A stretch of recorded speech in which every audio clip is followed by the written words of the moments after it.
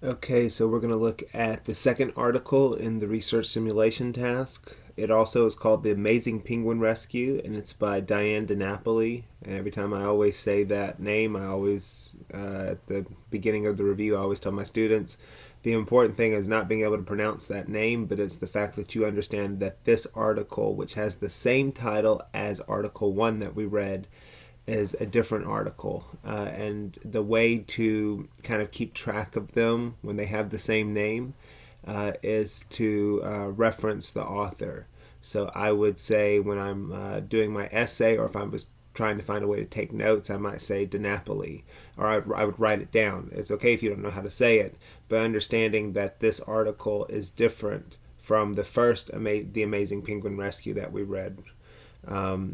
Understanding the difference is important, and a way to keep track of these three articles is through the author's last name if you have it, which I know in the third source from last week we don't have it. Okay, so The Amazing Penguin Rescue by Diane DiNapoli as told to Natalie Smith.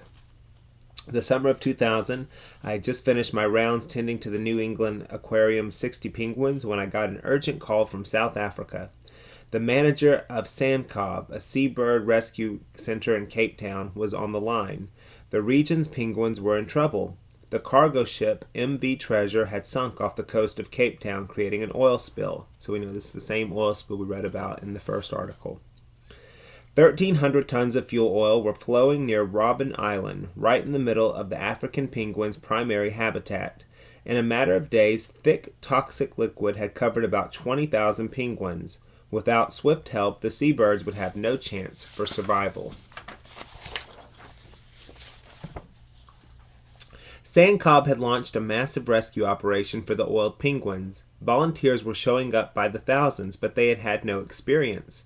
The center needed penguin keepers to train the volunteers. Would I help? 2 days later, I boarded a plane to South Africa.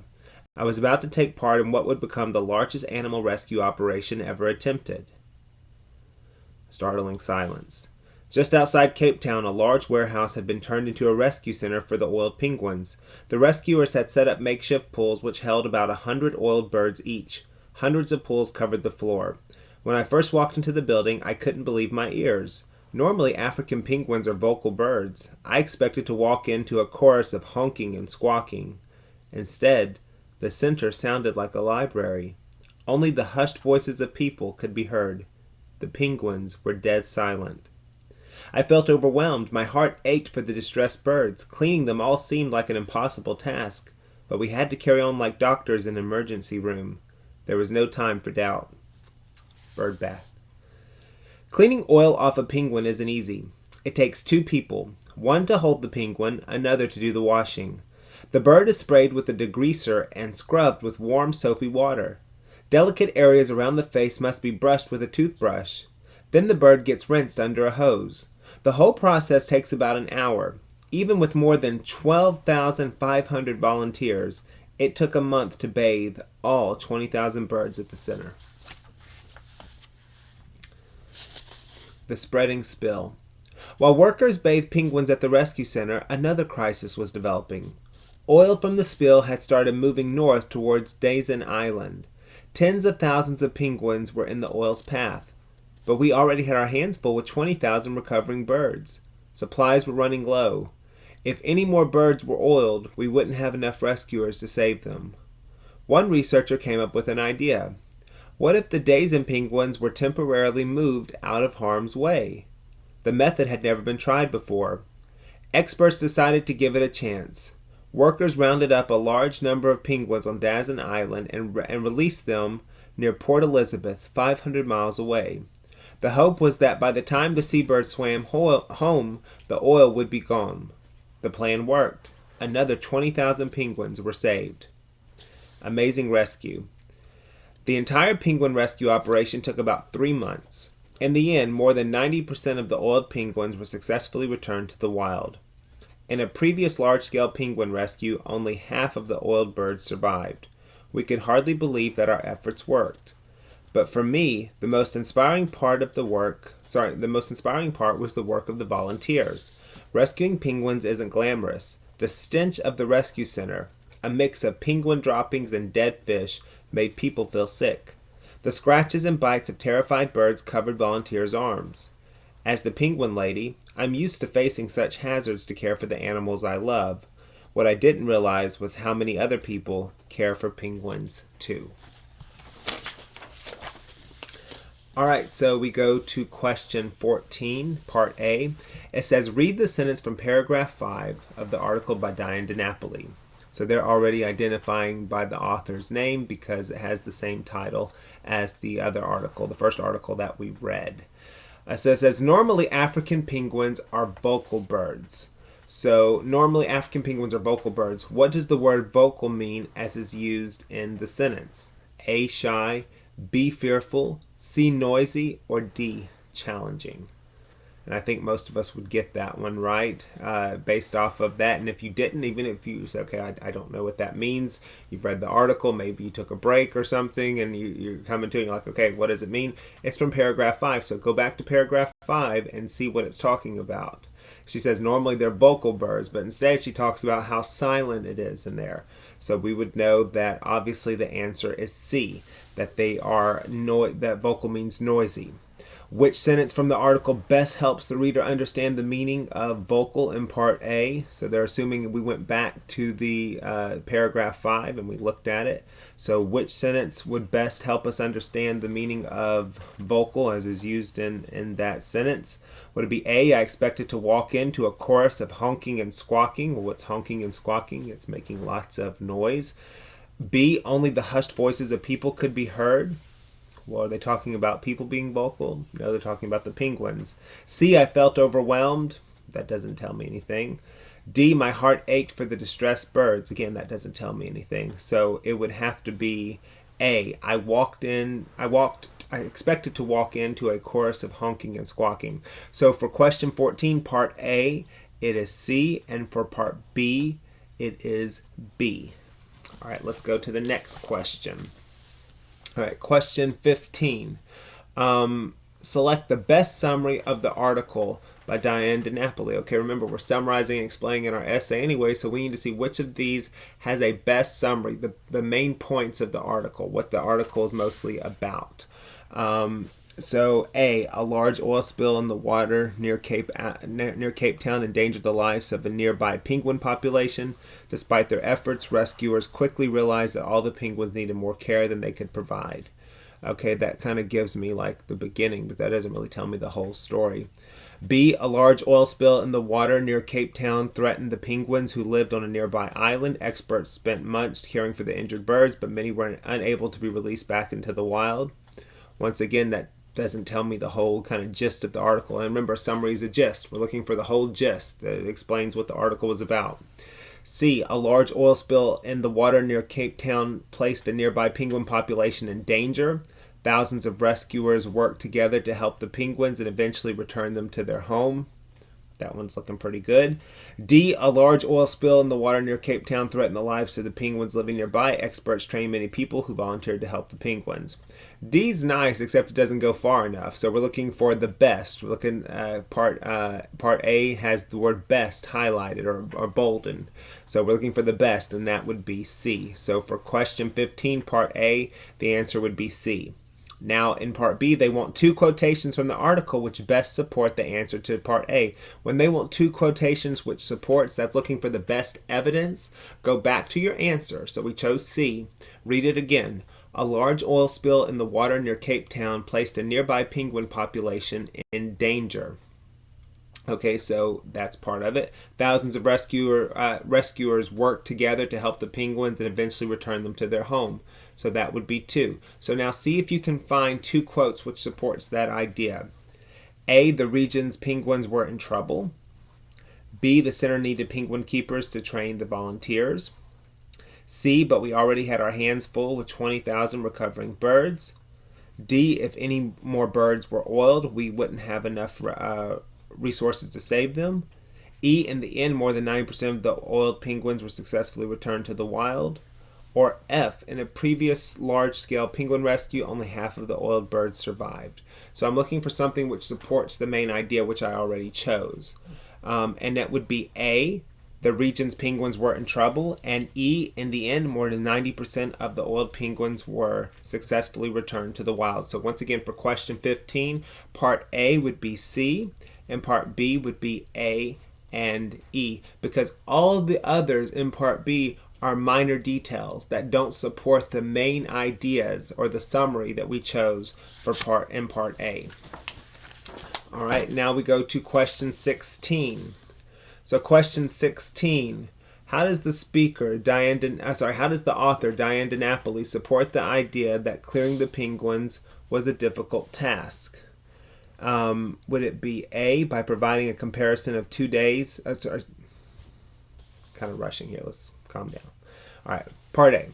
How does the author Diane DiNapoli support the idea that cleaning the penguins was a difficult task? A, by providing a comparison of 2 ways to clean penguins. B, by providing a description of the steps for cleaning penguins.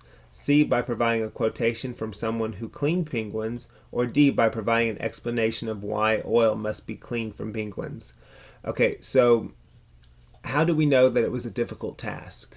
And if you've already that's not something off the top of your head, go back and look, okay, what was difficult about it and why was it difficult? And how did the author explain the difficulty? So was it with a quotation from someone who cleaned them? Was it with an explanation? So I know it's going to be backwards, but if you're looking at part A, they all start off by providing. And then what is it? Is it a comparison, a description, a quotation, or an explanation? What way did the author make this case? And the answer is B. There was a description of the steps for cleaning a penguin. We learned about all the effort they had to go through to clean a penguin. And then it says, which paragraph in the article by Diane DiNapoli best supports the answer to part A? And it says paragraphs 1, 6, 7, or 9. Okay, go back to the text. Go back to the text. So I'm going back. So it says paragraph 1. Does that do it? I know it doesn't do it because that's just introducing the problem. Paragraph 6. It says cleaning them all seemed like an impossible task. Okay, is that something that might help? Okay, maybe. That tells me cleaning them is an impossible task. Does that go into a description of how they did it? No. Paragraph 7. I'm looking at that right now, and it talks about how it takes 2 people. One has to hold the penguin, the other has to do the washing, and it tells how they washed it. So I know paragraph 7 would be the answer. So the answer to part B on question 16 is C. It's paragraph 7. And we got that just from going back to the text. They do not expect you to know it off the top of your head. They don't expect you to have notes of the summary of everything by paragraph. They expect you to go back to the text. And so we had to go back to the text to answer that. Okay, so now we go to question 17. And it tells us, it has directions, and it wants us to know. It says, refer to the passage from the article by Lauren Tarshish, The Amazing Penguin Rescue, and the article by Diane DiNapoli, also called The Amazing Penguin Rescue. Then answer question 17. So I want you to know you're to have both articles in mind. These 2 articles with the same title but different authors. And also we know from the writing that we're going to have to do later on from different points of view. So it says, which sentence best states a difference between how information is presented in the article by Lauren Tarshish and how information is presented in the article by Diane DiNapoli? So what's the difference? It's the same oil spill. It's the same oil spill off the coast of Cape Town, South Africa. But how is the information presented differently? And the information is presented differently. So for A, it says, part A, the article by Tarshish puts the reader in the role of a penguin affected by an oil spill event, while the article by DiNapoli tells how a person was affected by an oil spill event. So is that something that happens? We know A is correct, at least in theory. We don't want to stop and say, okay, A is correct. So we're going to have to keep reading, but A kind of has the main gist that in the first article, it's from the point of view of a penguin. In the second article, it's from the point of view of a human being who was there. Sorry, my dog's over here biting on things you shouldn't do. You shouldn't do that. Okay. B. The article by Tarshish focuses on statistics to provide information. I already know that's wrong. That's not what Tarshish' article. Tarshish was about the point of view of a penguin, so I'm going to skip B. C, the article by Tarshish tells about the cause of an oil spill event, while the article by DiNapoli highlights the process used to clean the penguins. Okay, the second part is correct. Is the first part correct of C? The answer is no. D, the article by Tarshish offers details about the experience of the rescuers, while the article by DiNapoli discusses the causes. No. So I know for 17 part A, the answer is A. It's the best answer. People who get part A wrong usually choose C because the second part is correct. Diane DiNapoli highlights the process used to clean the penguins affected by the oil spill. That part is correct. But the first part is wrong. It's not Tarshish's article is not about the causes. The main gist of Tarshish's article is the point of view of a penguin. So that's why A is the best. So if you notice again, they have best. When they have best highlighted or bolded, that's because there's another option that's okay. And C is an okay option in part A, but it's the wrong answer. The answer is A. All right, now in part B, they want 2 details from the articles that supports the answer to part A. And if you notice, they have in parentheses, just kind of like they would do in our iReady workbooks, they have in parentheses where the source comes from. So A, B, and C are all taken from Article 1 by Loren Tarshish, and D, E, and F are all taken from Article 2 by Diane DiNapoli. So you're going to have to look at that. And what I always tell you to do, it's easier when you have a packet because then you can hold up and you can cover part of it and just look. But since this would be on a computer screen, you wouldn't be able to do that. But the first thing to do is ignore D, E, and F because you know one of your answers is going to be either A, B, or C. You know that your other answer is going to be either D, E, or F. So just focus on A, B, or C. They all have to do with Article 1. And ask yourself which of these puts the reader in the role of the penguin, because that's what we said in Part A. So would it be A, as it sank, 1,300 tons of toxic crude oil gushed into the sea? Does that show the point of view of a penguin? No. B, you are not the only penguin that has become soaked with the poisonous oil. That seems right. Let's look at C. And they intend to save every single one. That's talking about the rescuers. That they is the rescuers. So the answer would be B for Part B. That's Loren Tarshish's article because it shows you are not the only penguin. It's talking to you, the audience, having you imagine that you are a penguin. So we know B would be the first one. Now we need to look at D, E, or F. So what are we looking for at D, E, or F? Well, if I go back to my answer, I'm looking for, in Part A, I'm looking for how DiNapoli tells how a person was affected by an oil spill event. So let's see which of these in D, E, or F shows someone being affected by the event. D, I was about to take part in what would become the largest animal rescue operation ever attempted. That looks good. Let's look at E. The rescuers had set up makeshift pools which held about 100 oiled birds each. E's not it. F, it takes 2 people, one to hold the penguin, another to do the washing. Okay, so that's kind of describing the cleaning process there. Which of these, D or F, you ask yourself, which of these best shows that this article is going to be about a person who's affected by this? And the answer is D. I was about to take part in what would become the largest animal rescue operation ever attempted. So for Part A of question 17, we said the answer is A. For Part B, the answers are B and D. And that gets us to the third article, which we'll take a break, and then we'll do that article shortly.